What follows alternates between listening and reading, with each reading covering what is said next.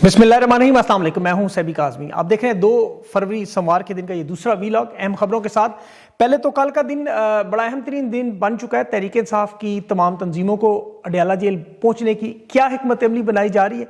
एक तरफ रीमा खान के वारंट गिरफ्तारी है, दूसरी तरफ बैकडोर राब्तों से मुलाकात की यकीन दहानियां भी हैं। असल वारदात क्या है? तहरीक इंसाफ की आज सबसे बड़ी बैठक और मीटिंग, खान की सेहत, मुलाकात और 8 फरवरी एहतजाज की जो मुश्तरका हिकमत अमली है वो आपके सामने रखूंगा। और 2 बड़े ख़तरनाक मामलात, सऊदी शहजादे मोहम्मद बिन सलमान की हिट लिस्ट पर मौजूद लीबिया का ward Lord Khalifa Haftar Pakistan, field marshal का इस्तकबाल, और सऊदी कैंप से भी पाकिस्तान क्या निकल गया, तुर्की के बाद, अरब अमारात के बाद, और अब कतर की धमकियाँ भी। ये भी आपको बताता हूँ। बलोचिस्तान की ग्रेटर गेम, वज़ीर दिफा ने आज खुद फ़ौज की वहाँ पर जो अरबों डॉलर्स के मामलात का इतराफ़ क्या किया। मुझे क्यों निकाला बड़े भाई का, छोटे भाई ने मुझे ना निकालने का नारा, नई दरख्वास्त क्या, फॉर्म 47 की उम्मत के नए इंकशाफात, और बड़ी ख़तरनाक सूरत हाल। एमनेस्टी इंटरनेशनल ने भी 2-3 ट्वीट्स की हैं। डोनाल्ड ट्रंप की धमकियां, मिन्नत तरला, और हिंदुस्तान ने जो आज सिंध ताश के मुआहदे पर आलमी अदालत के फैसले को मानने से साफ साफ इनकार कर दिया। अब क्या होगा? तहरीक इंसाफ ने एक दफ़ा फिर हुकूमत को कल बड़ा मौका दिया है। तफसील से अगर बात करें तो खैबर पख्तूनख्वा में जो इनका पार्लिमानी इजलास था, मरकज़ी क़यादत के साथ सुहेल अफरीदी खैबर पख्तूनख्वा की हुकूमत के रहनुमा भी थे, और 8 फरवरी के हवाले से इसमें बड़ी अहम मुशावरत हुई कि तहरीक इंसाफ के हर मेंबर ओहदेदार को अब इस लाए अमल पर मिन्नत से काम कैसे करना है, रीजनल तंजीमों को क्या करना है। अडयाला जेल के बाहर जो कल इकट्ठ है वो बड़ा अहम मामला होगा। पंजाब से एक दफ़ा फिर आलिया हमजा ने तमाम ticket holders, तंजीमी ओहदेदार, youth wing, ISF, वकला, किसान, तलबा, सबको पहुँचने का हुक्म दिया है। अगर ये कल सारे पहुंचते हैं बड़े इकट्ठ में तो 8 फरवरी में इसका बड़ा अहम असर होगा। देखिए, अभी तहरीक इंसाफ के रहनुमा शहबाज गिल ने उन रहनुमाओं के नाम बताए हैं जो अडयाला जेल की बजाय सूबाई असम्बली में चले जाते हैं, तो अब इन लोगों का एहतसाब भी ज़रूरी है। 8 फरवरी से पहले देखें, पाकिस्तान की कौम ने आज़ादी हासिल करने के लिए पहिया जाम, शटर डाउन, हड़ताल, और पूरे मुल्क में लोगों को निकलने का, रैलियों का, रात के वक्त मशल का जुलूस, मोबाइल फ़ोन की रोशनियों की जुलूस, बसंत के मौके पर लाहौर के अंदर खान की तस्वीरें, 804, खान के अकवाल, इलेक्शन के नताइज, ज़हनी मरीज़, मैंडेट छीनने वाले, डोनट वगैरह, ये सारे पतंगबाजी पर पूरी एक लिस्ट जो सोशल मीडिया पर मौजूद है वो लिखने हैं। ग्राउंड पर मुहिम को तेज़ करना है। आने वाले दिनों में ज़ाहिर है कुछ इंटरव्यूज़ में मैं मेहमानों से वो तफसील आपको पहुँचाऊँगा कि क्या क्या करना चाहिए। तहरीक इंसाफ ने जो आज एक वाज़े की है बड़ी अहम बात, वो देखें कि अगर हालात इस्टेब्लिशमेंट बेहतर करना चाहती है तो सबसे पहले खान की सुहेल अफरीदी से मुलाकात करवाएं। ये इनका पहला मुतालबा था, बड़ा अहम। और इस्टेब्लिशमेंट की ख्वाहिश यही है कि बैकडोर रास्तों से एक तरफ खान से मुलाकात की यकीन दहानियाँ, और दूसरी तरफ अलीमा खान की गिरफ्तारी के वारंट, और एक तरफ इस्टेब्लिशमेंट जो है वो शहबाज शरीफ की सुहेल अफरीदी से मुलाकात के रास्ते, तो दूसरी तरफ पैगाम क्या भेज रहे हैं कि हर डिमांड पूरी करवाएंगे, चाहे बंदूक के ज़रिए करवाएं, और आगे से बोलेंगे, नारा लगाएंगे, और फिर हम अपनी नसें फड़काते हुए आपको गुस्से वाली शक्ल से गद्दारी के, मुल्क दुश्मनी के सर्टिफिकेट देंगे। खैबर पख्तूनख्वा की दहशतगर्दी जैसे डाली से बलोचिस्तान की दहशतगर्दी भी डाल देंगे। पंजाब के अंदर भी हर मामले का जिम्मेदार तहरीक इंसाफ को बना देंगे। 26 नवंबर के ज़िले में वो जो इनकी मेंबरान हैं उनको नाहल करेंगे, धमकियाँ दे रहे हैं, यानी मुज़ाकरात भी और दावत भी। और यही काम तहरीक इंसाफ को भी करना है। ये भी मुज़ाकरात जारी रखे, साथ अपनी अवामी ताकत का मुजाहरा करें। देखिए, जब तक पाकिस्तान की अवाम इस ताकत का मुजाहरा नहीं करेगी, हकीकी मुज़ाकरात और जो मामलात हैं वो दुरुस्त नहीं होंगे। उसकी मैं आपको बड़ी वजह बताऊँ, फॉर्म 47 और एस्टेब्लिशमेंट के लिए हालात बहुत बुरे होते जा रहे हैं दिन ब दिन। ये जानते हैं ज़मीनी हक़ाइक़। देखिए, एक तरफ इनका 78 साल का इक़्तिदार है, हज़ारों अरब डॉलर की रियासत के अंदर रियासत है, ऊपर से ज़िद है, हट दर्मी है, इंतकाम है, ज़ाती है ना। वरना इन्हें बड़ी अच्छी तरह पता है, एस्टेब्लिशमेंट बड़ी अच्छी तरह जानती है कि पाकिस्तानियों की उम्मीद, यकीन, सियासी ईमान, आगाज़, इख्तिताम, रास्ता, मंजिल सब इमरान खान है।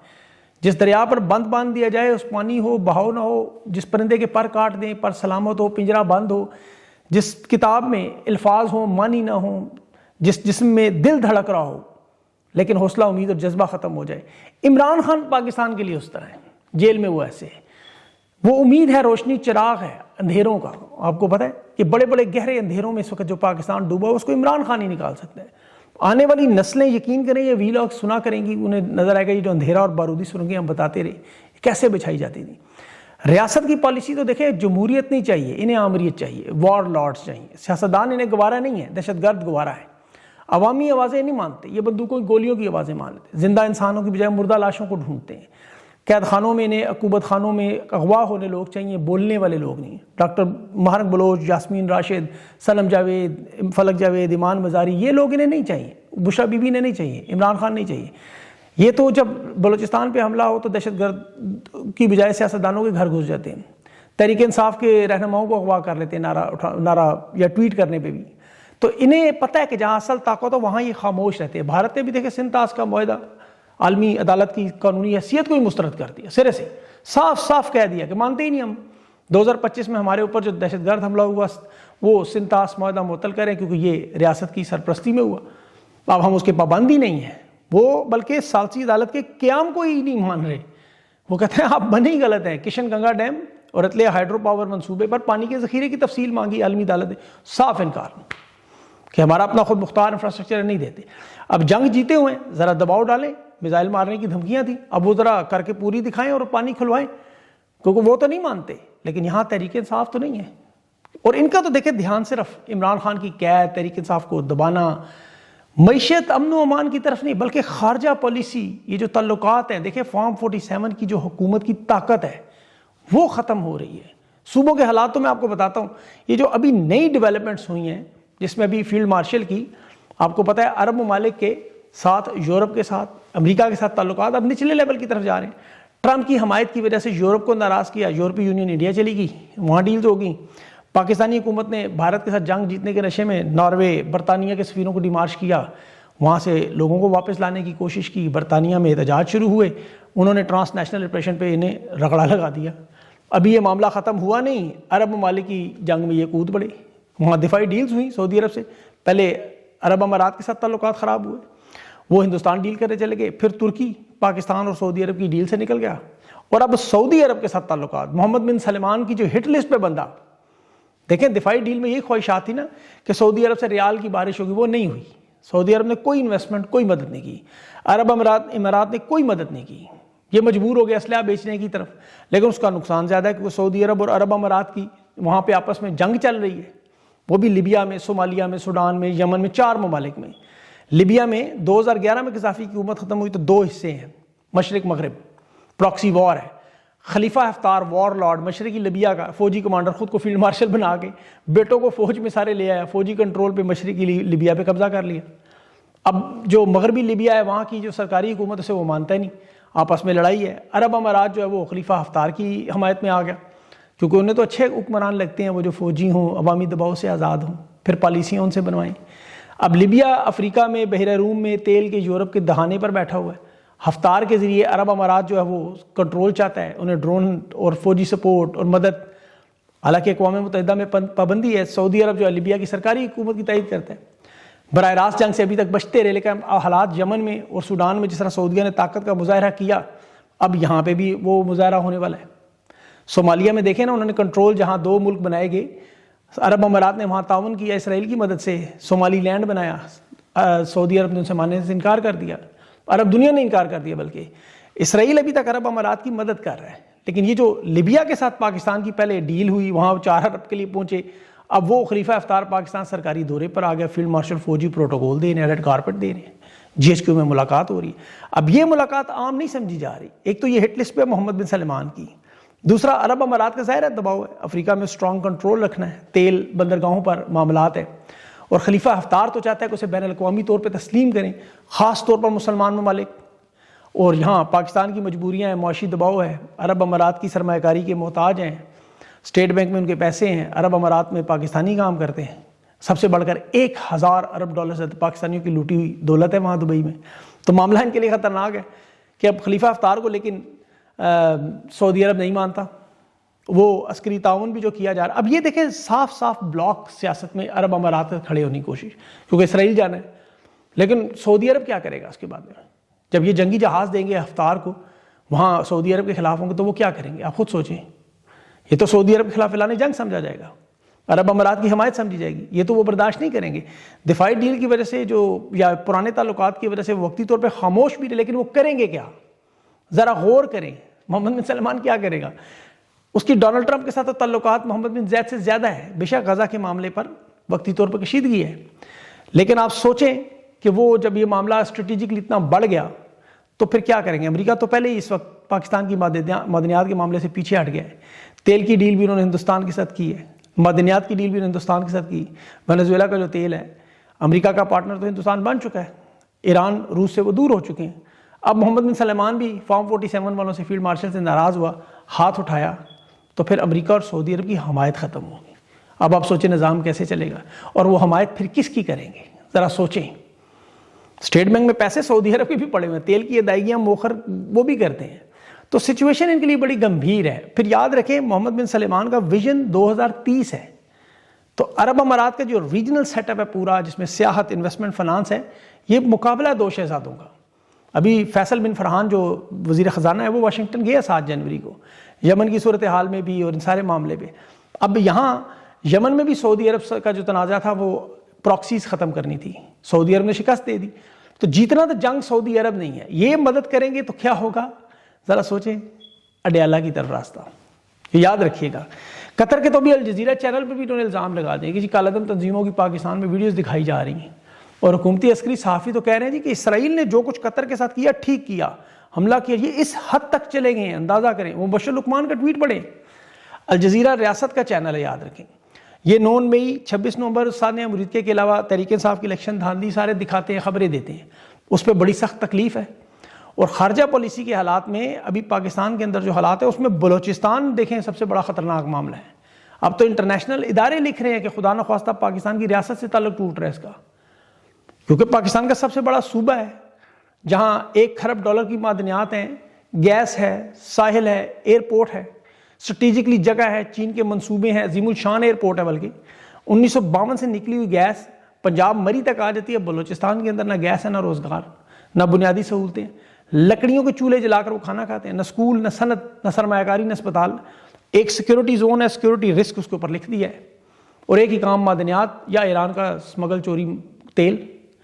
مشرقی پاکستان کے حالات ہیں, وہ لوگ تو سوچتے ہیں کہ وسائل ہمارے لے کے یہ جا رہے ہیں, کوئلہ, کرومائٹ, تیل, چاقی کا سینڈک, ریکوڈک کا سونا ہمارا, اور کمپنیاں چین کی نکال کے 100% اس میں سے 50 وہ رکھ لیتے ہیں, 48 ریاست کو اور 2% بلوچستان کو, وہ جو کھا جاتے ہیں وہاں پہ ان کے وہ لوگ. اور سنجیدگی کا کیا حال ہے, میں ذرا اس پہ غور کریں اس حکومت کا, کہ فارم 47 کا خواجہ آصف خود کہہ رہا ہے, یہ خود کہہ رہا ہے کہ سیکورٹی فوج کی ہے, ریاست وہاں ہماری ہے, 4 ارب کا ایرانی تیل سمگل ہو کے روزانہ کا آ رہا ہے, پیٹرول پمپوں میں ایران کا تیل بکتا ہے. اسے تو شاید یہ بھی نہیں پتا کہ کوئٹہ شہر کی بجلی بھی ایران سے آتی ہے. ضلع پنجگور میں 5 سال سے انٹرنیٹ بند ہے.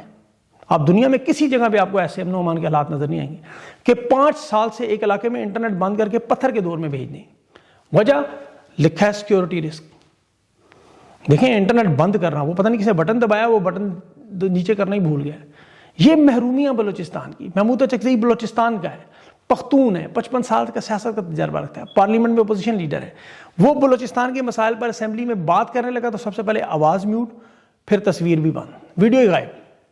اور محسن نقوی جس وزیر اعلیٰ سرفراز بگٹی کے بارے میں کہتا ہے کہ یہ اور چند وزیر اعلیٰ دہشت گردی ختم ہو, یہ 3 سال پہلے سینیٹر کے سرفراز بگٹی کا بیان ہے کہ بلوچستان کے نوجوانوں کو حقوق نہیں مل رہے, یہ بندوقیں اٹھائیں گے اور ہم ساتھ دیں گے.